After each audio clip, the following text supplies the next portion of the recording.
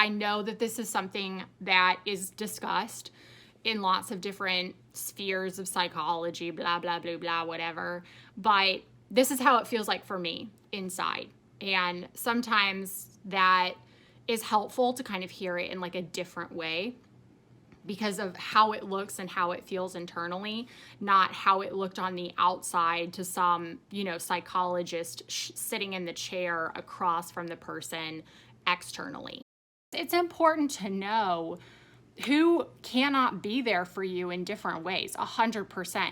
But my problem, and I'm only speaking for myself right now, I can't speak for anyone else. I know my problem is that so many people have done this to me and did this to me early on in my life that I now struggle to do this with anyone.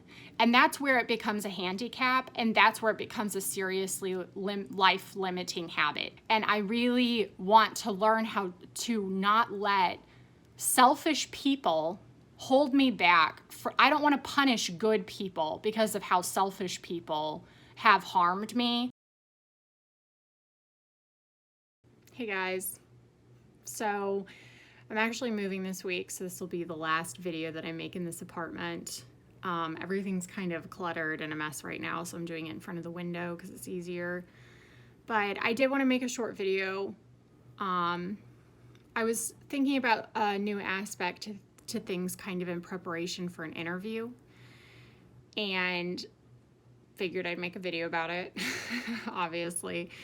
But it's kind of about secrecy within intimacy. I wanted to make a video today specifically about my secretiveness within intimacy, and then also what I've noticed with a few other friends who are kind of similar to me.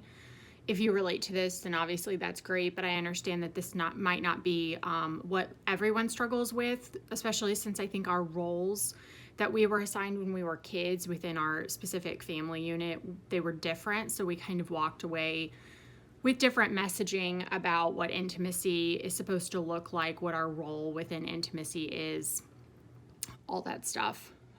Just to recap super fast for anyone who doesn't know my story, I was raised to be a missionary kid, lots of service work. I was actually supposed to grow up in Japan, but then my mom found out that my dad was addicted to porn when I was in the 4th grade, and they ended up divorcing instead.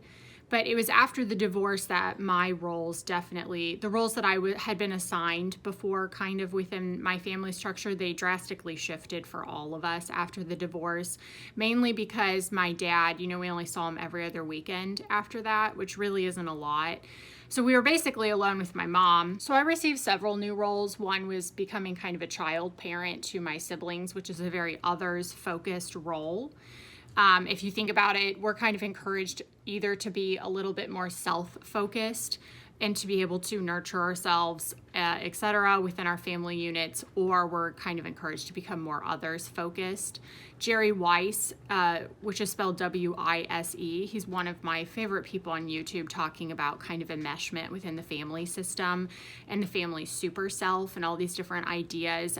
If you want to learn more about all of that, I would really recommend checking out his channel. I just adore everything that he does. Has been very helpful. So this idea of being either self-focused or others-focused, I really heard from him for the first time, and I liked the way he kind of said that phrasing of it. So I definitely started learning to become others-focused because of becoming a child parent to my siblings. I also learned to become more others-focused because my mom needed to be regulated a lot, and she turned to me and my older sister for that, either soliciting us for emotional comfort, even though we were children, or also I became the problem child, which is my third new role and the main one that I want to focus on in this video today.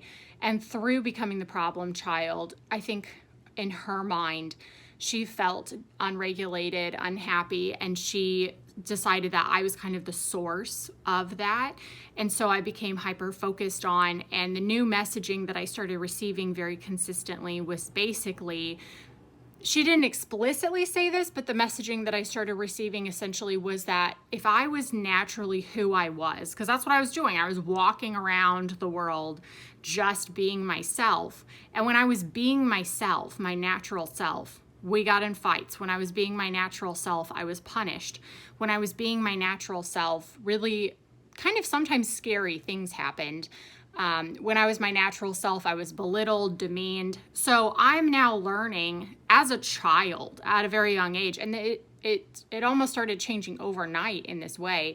So it's also a shock to my system, but I'm learning that I can't just be myself. It's not safe to just be myself. So when I talk about secretiveness within intimacy, this is what I'm drawing that idea out of. That's where I really started kind of learning this habit of being secretive within intimacy. And what I mean by secretive is I started learning that I had to hide parts of my personality. I had to hide parts of my needs and my wants. I had to hide these different aspects to myself that were genuine and true, opinions, lots of different things in order to survive. And that made me start hiding parts of myself. I think the other way that I learned that I had to, I don't think I would call it be secretive, but the other reason I also stopped kind of assessing myself and what I wanted and what I needed is because I had those others focused roles, both with my siblings and with my mom. So I'm not only, it just compounds the issue, if that makes sense. Like part of me is learning I have to hide parts of my natural desires, my natural personality, my natural opinions, the genuine aspects of who I am, but also I'm not even really necessarily thinking about those things as much because everyone else comes before me. So these two things together create a real problem. And then in case you don't know my story, when I was 13, because I was in a lot of emotional pain from all of this, I was very lonely, I was very unhappy, I was still very sheltered.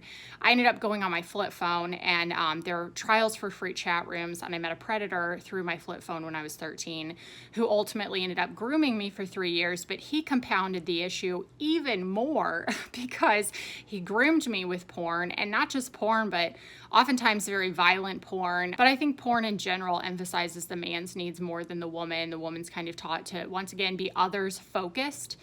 When she's being an object that doesn't really have wants, needs, biological issues of any kind, that's a very others focused role. So the grooming with the porn, and then also talking to this man who is obviously very self-centered and emotionally immature and just literally a pedophile, he compounded the issue. So I'm just basically receiving this messaging from lots of different places for the first 16 years of my life. And then I basically went through the world being an others-focused person. And the other part of talking to the predator that I met through my flip phone that compounded the issue of being secretive within intimacy was he also would make fun of me and belittle me if I didn't do what he wanted. That was very much a control tool and a handling tool that he used. And I was used to that because of my childhood before I met him. So that felt very normal to me. It felt normal to me to think something was wrong with me. It felt normal to me to have someone telling me that I was insufficient, once again, in how I naturally was sexually this time. So these were just very much repeated messages beat over my head from lots of different angles. So I went through the next decade of my life, 20 to 30, not really examining that and wondering, why there was a pattern to my life, but not knowing where to start in fixing that. And there's so many different places you can start, obviously. Any place is great. Any place you can figure out where to kind of get a hole in to climb inside your own mind and go, okay, I'm starting to see some of this stuff for what it is now, is helpful. But it's very overwhelming, This is not the only issue, obviously, that you have when you walk away from these types of things. There's a video that I made called How Grooming Breaks the Mind, and it's also about just how long-term abuse weakens us and handicaps different sort of metaphorical muscles and reactions. These things just get broken down. So there's a lot to this. But this aspect of secretiveness within intimacy, I don't know if I'd necessarily ever articulated it like this to myself.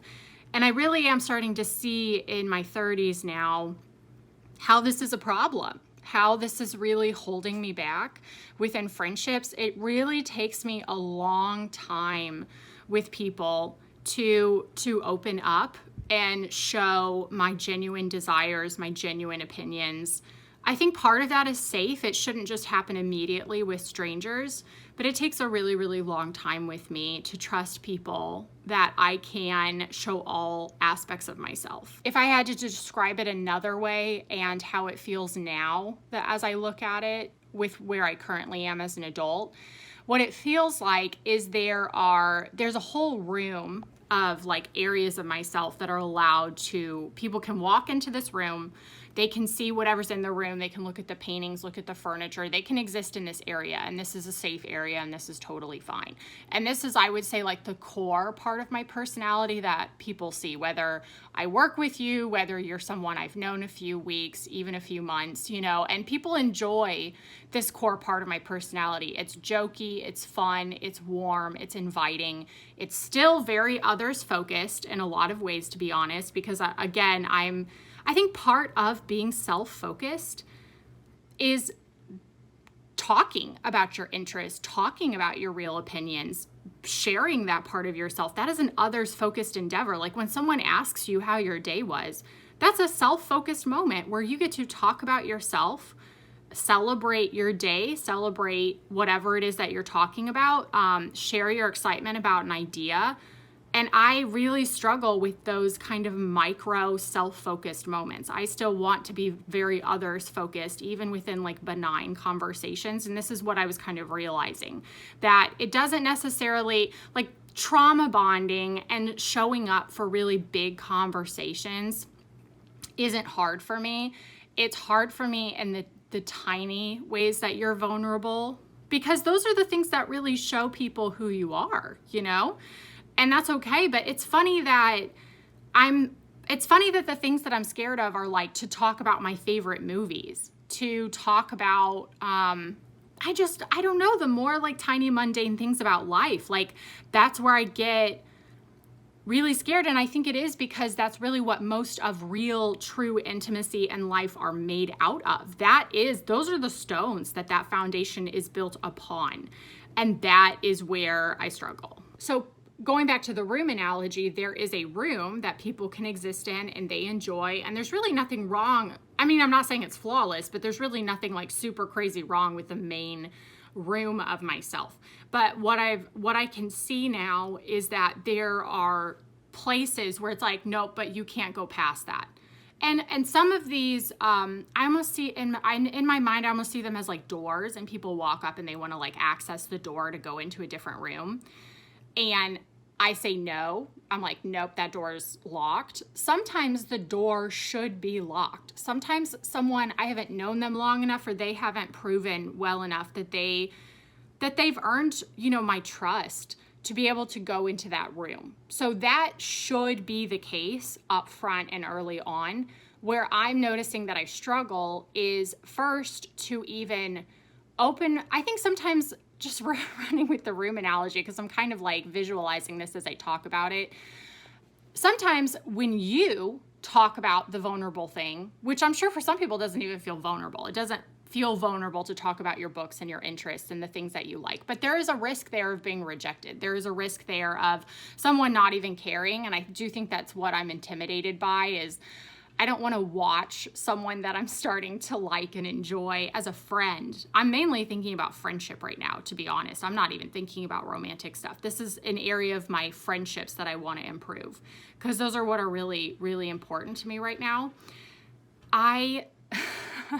Either way, the door opens on its own sometimes when you talk about these things, because what is in that room is your interests about books and movies. So you talking about it opens the door on its own, and people are able to access that area of yourself. So if I don't open the door on my own by talking about it on my own, if someone approaches the door by essentially asking me a question, and that's them looking at this door and saying, you know, in its own way, can I go in the room? I know I'm going really deep with this right now, but roll with me. I really struggle sometimes with letting people into those areas of my life. And I think this happens for not just one reason. I think the secretiveness is there for a lot of different reasons. As I've talked about on my channel before, confession of the soul is so necessary. I'm becoming convinced it's necessary for life, for us to really learn that we're not a piece of shit. to be honest, because the amount of times I've told people things that I was so certain I was going to be rejected for, and this is more big stuff, like embarrassing things I've done in my life, things I did in my addiction that I'm ashamed of, and I'm obviously not giving that out to strangers. There's lots of things that I don't talk about here on my YouTube channel, just as like a check-in about that. Like, I know that I talk about a lot of different things, but I actually only really talk, and honestly, in more vague terms, about maybe 10% of my life and what goes on in it.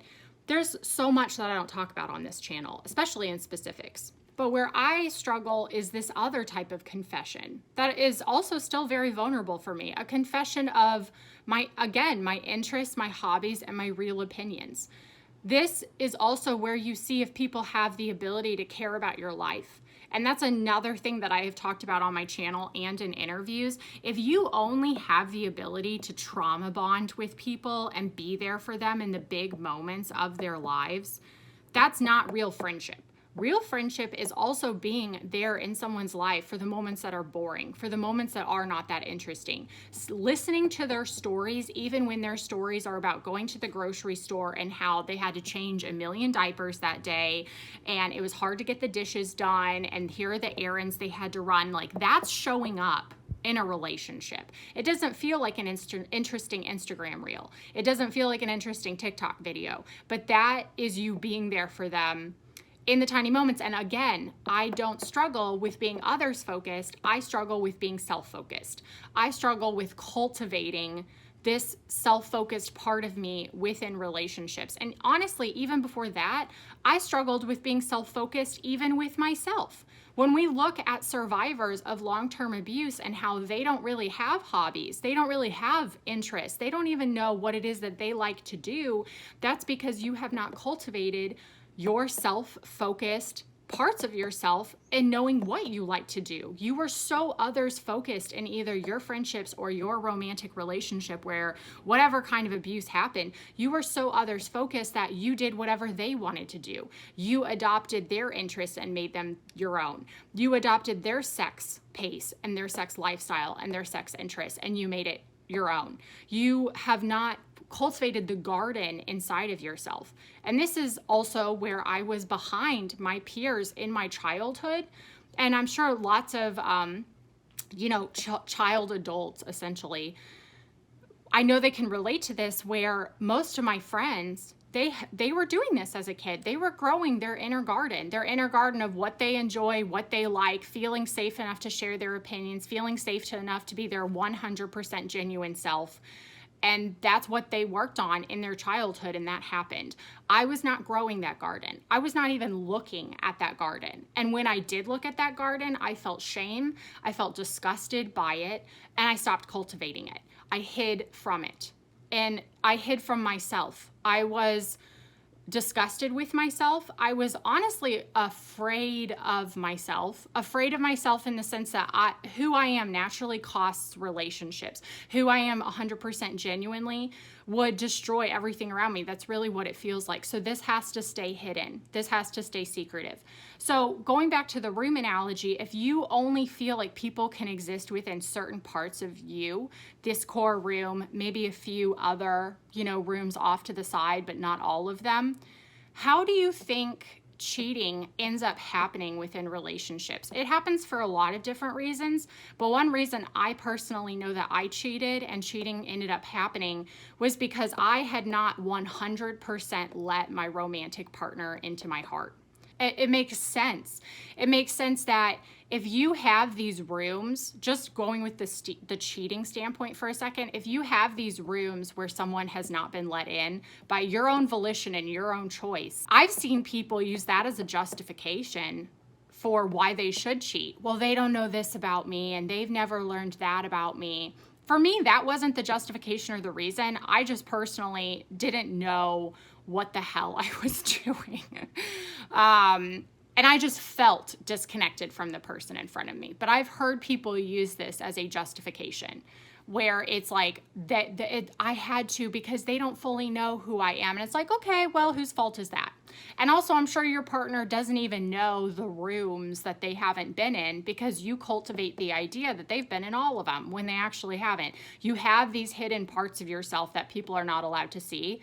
And that's why confession of the soul is so necessary, is because you get that medicine inside of you to see that you're not going to be rejected and abandoned just because someone sees this stuff. You finally let them see it. You finally let them witness it. And you see the actually kind, forgiving, and accepting reactions that many people have. And if they don't, maybe that person's not for you. You know what I mean? It depends on, again, who you're sharing this with, what the dynamic is. I'm not doing this with strangers. I'm not doing this with people, the really intimate, sensitive rooms. I'm not doing this with people I've only known a few weeks. I'm not doing this with people I've only known a few months. It takes time, but eventually this should be happening. And this is where I struggle. It's just that my rooms are different rooms. I don't struggle with letting people into the dark, heavy stuff. I struggle with letting people into the more benign, tiny, self-focused moments. Those are where I start to worry about being a burden. Those are where I start to worry that I am going to receive judgment. And I've had people tell me before that that stuff is stupid. When I tell them the types of movies that I like and the types of books that I like, there has been mild rejection and kind of like scoffing. When I was younger, I dated really hyper intellectual guys, and there was this idea of like what you're interested in, your worth is like attached to that. So, you know, you can't like any of these things over here because that's less than, and therefore you are also less than. I think the way that we can be secretive in intimacy is also with our needs, not verbalizing our needs. Not letting ourselves fall apart in front of people. That has also been a thing for me that has been very, very stressful. Feeling like I'm actually not allowed to fall apart in front of someone and have needs in that moment. Like if I have a panic attack, that needs to happen when I'm by myself. It can't happen in front of other people because I will be alone. They won't be able to support me. There's a lot of beliefs tied into that almost compounds the anxiety and my feeling that I'm not allowed to fall apart except when I'm alone.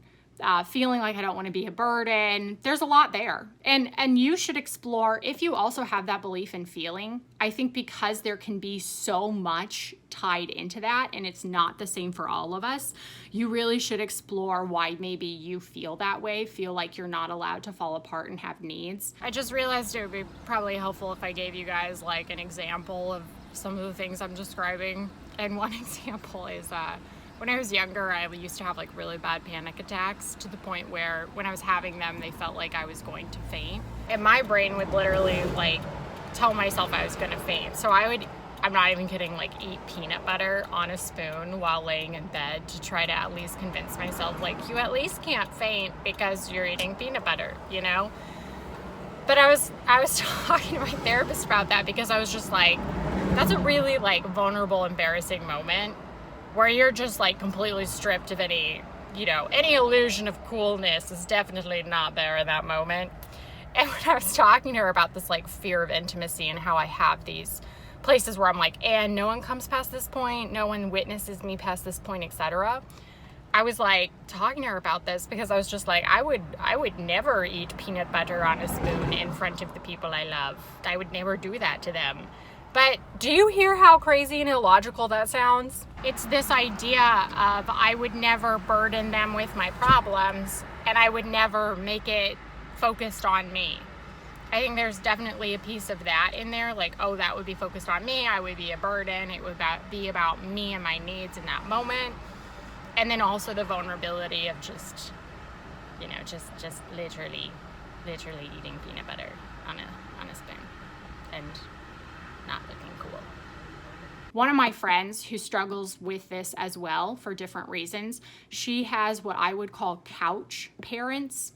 And couch parents are parents in my mind, this is a term I made up, but they're people who sit on the couch and they'll talk to you about your issues. They'll be a listening ear as long as all you need to do is talk.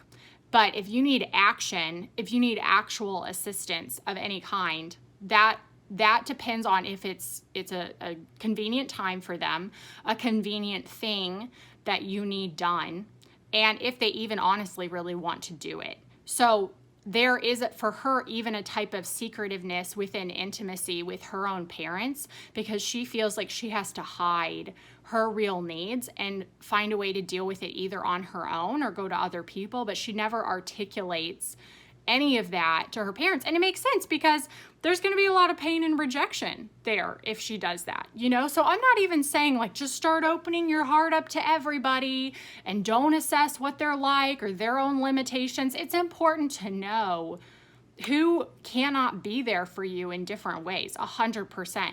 But my problem, and I'm only speaking for myself right now, I can't speak for anyone else. I know my problem is that so many people have done this to me and did this to me early on in my life that I now struggle to do this with anyone. And that's where it becomes a handicap, and that's where it becomes a seriously life-limiting habit. And I want to continue to learn how to let good people into my life. That's why it's a life-limiting habit, is because I can't let the people who would be medicine to me, the people who would help me heal, the people who would be like seriously good, almost like reparenting role models of sorts. Again, I have a few good friends, but their parents, they have lives, you know what I mean? They have families, and you go through different seasons of your life where you need to form new friendships, let new friends in. It's not like you just have two people and that's who you always have throughout the rest of your life. There's lots of reasons why new friendships need to be formed within work, within wherever. And I really want to learn how to not let selfish people hold me back. I don't want to punish good people because of how selfish people have harmed me and kind of created wounds inside of me. And the last thing that I just wanted to point out that I also realized with myself when examining all of this, which was, I mean, I have to learn to laugh at it. I don't know, what else am I going to do? But I was like, some of the areas where I struggle to be intimate with like more neurotypical, safe, good people, I actually was more than willing to do that with unsafe people that I was addicted to, you know.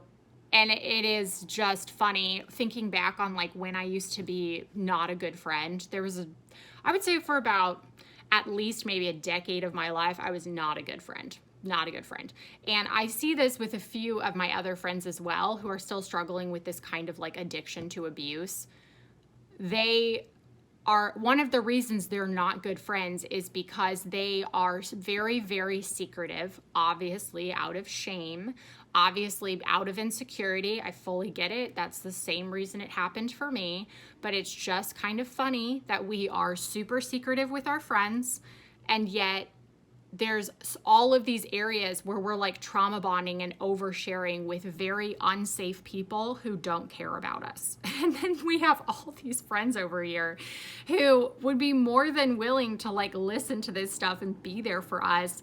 And they would probably, I mean, I don't know if they would trauma bond, which is good, but they would be there for us. And we are not willing to engage in that with them. And again, I know it's out of shame. I know it's out of insecurity, but that's one of the things I really had to work on when I was getting away from all these unhealthy relationships. Was I was like, okay. And why this happened is because the person I was addicted to also had really unhealthy habits. So there's a feeling of safety of like, okay, you're kind of like a fucked up piece of shit like me, just being real. So I don't feel as insecure about telling you this stuff. Also, you were literally there for it. But for any past things that I would tell them about, which keyed them in on how to take advantage of me, by the way, I was basically giving them a blueprint book, right? Or whatever those things are called.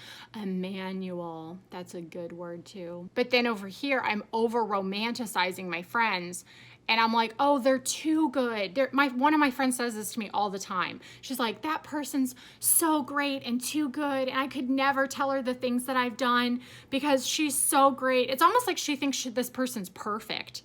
And I'm just like, actually, that person's kind of a dick, just to be real. Like, they're kind of a condescending dick.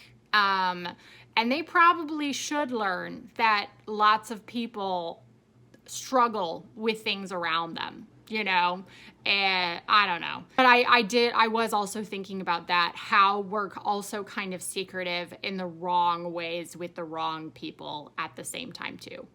Anyway, I want to keep this video short. As always, I hope that this was helpful. I know that this is something that is discussed in lots of different spheres of psychology, blah, blah, blah, blah, whatever.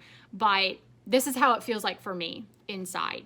And sometimes that is helpful to kind of hear it in like a different way because of how it looks and how it feels internally, not how it looked on the outside to some, psychologist sitting in the chair across from the person externally. So, okay, I think I'm done. Bye.